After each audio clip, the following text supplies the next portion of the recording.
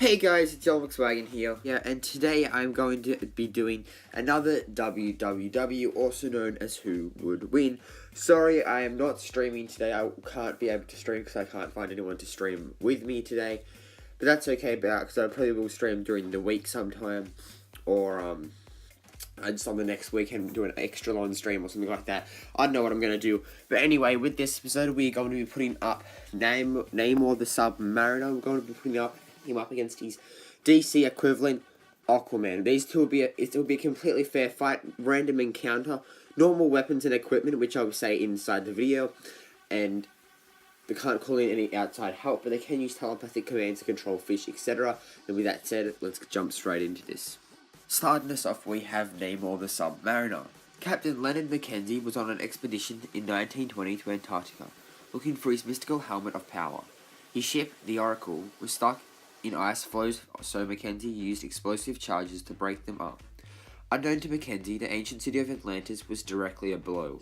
The city was severely damaged, and the Atlantean ruler, Emperor Tarkor, commanded his daughter to send warriors to investigate the source of the deadly blasts. Not wanting to endanger everyone else, Princess Fen made the journey alone. On reaching the ship, Fen was immediately captured by one of the crew, but not speaking each other's languages, she was unable to communicate with anyone. Nonetheless, having remained on the board for a number of days, Princess Fen and Captain Mackenzie fell in love, and were married by the ship's chaplain. Weeks later, Tarkor sent a war party in search of his missing daughter. Thinking they held Fen captive, the Atlanteans attacked, killed all the ship's humans on the ship, including Leonard Mackenzie. Fen was brought back to Atlantis, and from that tragic marriage was born the first hybrid between a human and an Atlantean prince, Namor the Submariner. His powers and abilities consist of: he has strength, which is extremely high tier. He is one of the strongest beings by strength standards in the Marvel Universe, and has pretty much been not beaten by anyone in strength standards in the water. He has superhuman stamina, durability, stamina again, sorry about that, speed, but powers decrease when out of water to the almost point where he almost dies, but he has spent years out of water, as we have seen in the comics before. He's able to withstand all pressure and cold in the sea, and has an immense healing factor that is in its prime in the ocean. His healing factor also consists of allowing him to stay up to high ages. He can live beyond 90 and still be in his physical and mental prime. He can channel the powers of aquatic life, having seen this before when he used to channel the power of an electric eel and sent electric charges from his hands. He has marine telepathy, although this is limited and it's not as good as Aquaman's. He has the power of flight and was the first character in the comics to ever fly. And he's expert in hand-to-hand combat, and this is his preferred way of fighting his opponents. This is because he has had years and lots of experience in using martial arts and everything to defend Atlantis, so he's become extremely efficient in it. He's also efficient in most weapons. His most commonly used is his trident. According to his first origin story, Aquaman, aka Arthur Curry, was the son of Atlanta, an Atlantean princess banished from Atlantis due to her interest in and frequent visits to the surface world, and Tom Curry, a lighthouse keeper living in Amenta Bay, Maine. Both parents first meet each other during a terrible storm one night, when Curry finds Atlanta thrown up on the shore by storm-tossed waves, and rescues her from harm. Both Curry and Atlanta made the lighthouse their home, and developed a strong bond that would quickly lead to a sentimental relationship when Arthur was born. Although Curry always knew that there was more to his wife than she would let on, he would never ask about her origins. Arthur grew up making his presence in life irrelevant than most children, further cementing the bond between his parents. By age 2, he was found by his father playing underwater after he had apparently been there for an hour without drowning. Several years later, both Tom and his father learning the truth about his mother's origins, as she would reveal that she came from the lost continent of Atlantis while she lay in her deathbed. Atlanta would also reveal to Arthur that he had inherited her ability to live and breathe underwater, as well as her power to communicate with and to control all marine life.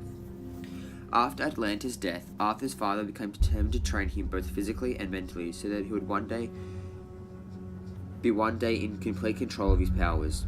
Though Arthur was taught by his father to view himself as someone special, as the saviour of the oceans, as the king of the seven seas, later, after his father's death, Arthur Curry would leave the lighthouse, which had become a home to him and his family for years, to venture into the oceans and find his true destiny.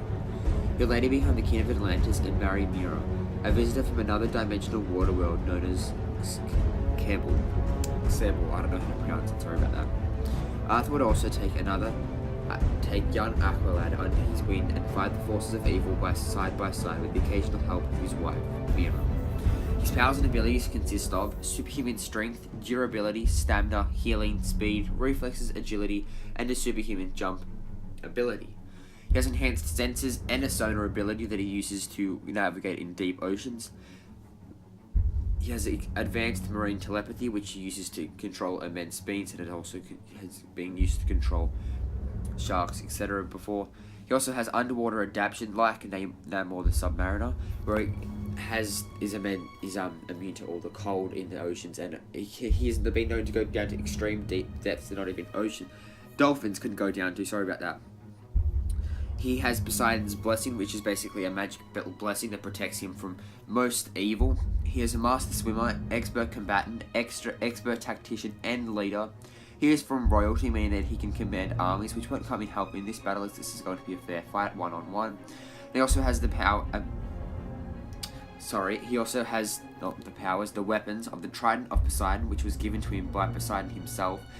In some incarnations, he has the Trident of the Kings. Both are tridents that he uses most commonly as the king of the tridents. And now on to the final verdict, who I think who would win between these two combatants, and I'm going to explain why. And my personal opinion is Aquaman, and here's why.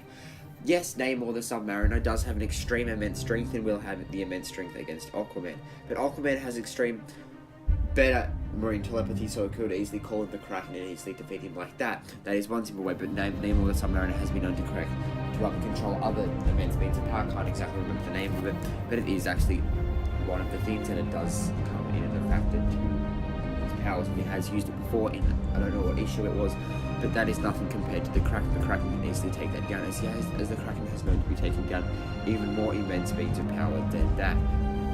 And now we can also move on to, as Aquaman also has the power of Poseidon and also has the Trident of Poseidon, which you could easily use to destroy Namor the Submariner. Namor the Submariner's healing factor is immense, but it's not near to the immense that it can be taken by a god, because Aquaman has also fought gods before, and he has also punched a god in the face, and Namor the Submariner has never done that. Well, I mean, he has, technically, if you want to look at it from a technical point of view, but he hasn't ever done anything like that of the extent of Aquaman. So Aquaman has the 2 points of those both three things above there.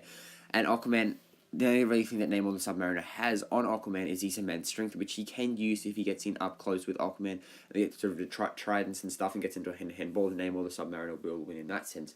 But overall, Aquaman will come out victorious, whether it takes a little quick fight or if it's like a 10-minute fight, it doesn't matter, but Aquaman will come out victorious.